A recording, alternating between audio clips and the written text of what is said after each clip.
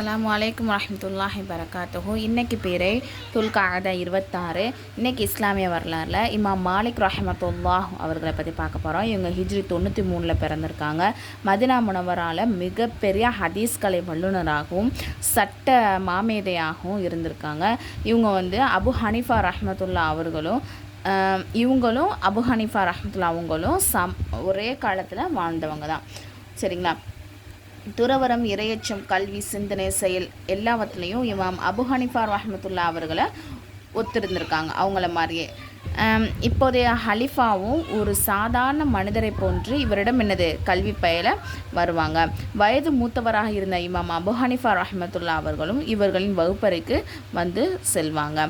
இமாம் அவர்கள் எழுதி வெளியிட்ட நூல்களில் முஅத்தா இமாம் மாலிக் என்னும் நூல் மிகவும் முக்கியத்துவம் வாய்ந்ததாக இருக்குது. இந்நூல் ஹதீஸ்க்கே ஒரு பொக்கிஷமானதாகவும் சஹீஹுல் புகாரிக்கு முன்னதாக இந்நூல் மட்டும்தான் இருந்துச்சு. குரானுக்கு அடுத்தபடியாக போற்றப்படுது. தராபிள்ஸ், டயூனஸ், அல் ஜசாயிர், மொராக்கஷ், ஸ்பெயின் போன்ற நாடுகளின் இமாம் அவர்களின் புகழ் பரவியிருந்தது. ஃபத்வா வழங்குவதிலும் தயவு தாட்சியம் பார்க்காம அதாவது தயவு தாட்சியம்லாம் யாருக்குமே பார்க்கவே மாட்டாங்க. அது ஹலிஃபாவுக்கு எதிராக இருந்தாலும் சரிதான். அதற்காக அரசாங்கத்தின் தண்டனைகளையும் பெற்றிருக்காங்க. ஆனால் உண்மையிலிருந்து அவங்க ஒரு நாளும் நழுவுனதே கிடையாது. உண்மைக்கு மாறாக எந்த செயலுமே செய்ய மாட்டாங்க. அண்ணலாரின் அற்புதம். சோம்பேறி குதிரை வேகம் எடுத்தல். அல்லது அபுதுல்ஹா ரலியல்லாஹு அன்ஹு அவர்களிடம் ஒரு சுறுசுறுப்பே இல்லாத மெதுவாக நடந்து செல்லும் குதிரை ஒன்று இருந்துச்சு. ஒரு முறை மதினாவில் ரொம்பவே ஒரு கூச்ச குழப்பம் நிலவுது. அதாவது ஏதோ எதிரி படைகள் வந்த மாதிரி கூச்சங்குழப்பமாக இருக்கும்போது ரசூலுல்லாஹ் என்ன பண்ணுறாங்கன்னா, இந்த குதிரையில் அமர்ந்து தான் போய் சுற்றி பார்க்குறாங்க. நகர்வலம் போய் பார்க்குறாங்க. அந்த அண்ணனால் அமர்ந்த பறக்கத்தினால அந்த குதிரை வேகமாக ஓட ஆரம்பிச்சிருச்சு. திரும்பி வந்த ரசூலுல்லாஹ் சொல்கிறாங்க, இது கடலை போன்று வேகமாக ஓடுறது அப்படின்னு புகழ்ந்து பேசுகிறாங்க. அதன் பிறகு அதற்கு நிகராக எந்த குதிரையுமே வந்ததே கிடையாது வேகத்தில். ஒரு ஃபர்லை பற்றி நாடு திரும்பும்போது தவாஃப் செய்வது. ஹஜ்ஜை முடிச்சுட்டு நாடு திரும்பும்போது இறுதியாக காபா தவாஃப் செய்யுங்க. மாதவிடாய் ஏற்பட்டுள்ள பெண்ணுக்கு இறுதி தவாஃப் தேவையில்லை அப்படின்னு நபிசல்லாசம் சொல்லியிருக்காங்க. ஒரு சுன்னத்தை பற்றி நல்லவற்றை கண்டால் ஓதும் துவா. நபிசல்லாசம் நல்ல விஷயத்தை பார்த்தாங்க அப்படின்னு சொன்னால் அந்த துவாவை ஓதுவாங்க. மாஷா அல்லாஹ் லா ஹவ்ல வலா குவத்த இல்லா பில்லா. இதோடைய பொருள் என்ன அப்படின்னு சொன்னால், அல்லாஹ் நாடியபடியே ஆனது, சர்வ வல்லமையும் அல்லாஹ்வுக்கு மட்டுமே உரியது. ஒரு முக்கிய அமலுடைய சிறப்பு ஹஜ் உம்ரா செய்தல்.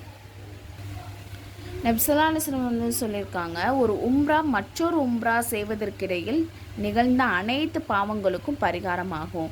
ஒப்புக்கொள்ளப்பட்ட ஹஜ்ஜின் பிரதிபலன் சுவனமே ஆகும். ஒரு பாவத்தை பற்றி உண்மையை பொய்ப்பிப்பதின் தண்டனை. குர்ஆனில் அல்லாஹ் தஆலா சொல்கிறான், உங்களுக்கு மக்காவாசிகளுக்கும் இங்கு எதில் வசதி செய்து கொடுத்திருக்கிறோமோ அவ்வசதிகள் எல்லாம் நாம் அவர்களுக்கும் ஆது மக்களுக்கு திட்டமாக செய்து கொடுத்திருந்தோம். இதுக்கு முன்னாடி வாழ்ந்த மக்களுக்கும். மேலும் அவர்களுக்கு செவிப்புலனையும் பார்வையையும் இதயங்களையும் நாம் கொடுத்திருந்தோம்.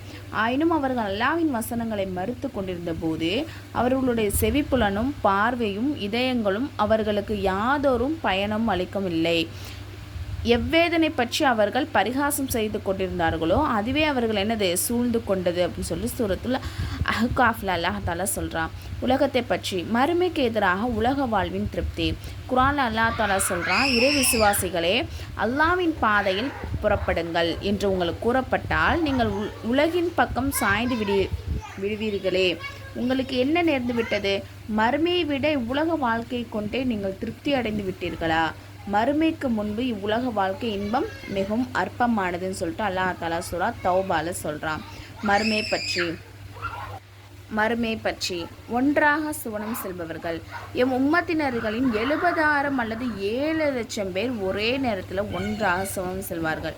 அவர்கள் முகம் எப்படி இருக்கும் அப்படின்னு சொன்னால் பௌர்ணமி நிலவை போன்று ஜொலித்து கொண்டிருக்கும் அப்படின்னு சொல்லிட்டு நபி ஸல்லல்லாஹு அலைஹி வஸல்லம் சொல்லியிருக்காங்க. நபி வழி மருத்துவம். மிஸ்வாக்கின் பலன்கள். மிஸ்வாக் அவசியம் செய்திடுங்கள், அதனால் அல்லாஹ்வின் திருப்பொருத்தம் கிடைக்கிறது. மேலும் கண் பார்வை கூர்மை பெறுகிறது என நபி ஸல்லல்லாஹு அலைஹி வஸல்லம் அவர்கள் சொல்லியிருக்காங்க.